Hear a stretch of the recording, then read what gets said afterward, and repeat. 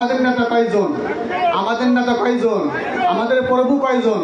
আমাদের নেতা একজন, প্রভু। কবরে যে কি বলবে যে তুমি কার সৈনিক ছিলে? যে আমি ছিলাম জিয়ার সৈনিক। ফেরেশতারা বলবে যাও তোমার মাফ, যেহেতু 16 বছর তোমরা ছিলে না, মাফ করে দিলাম। এমনটা হবে?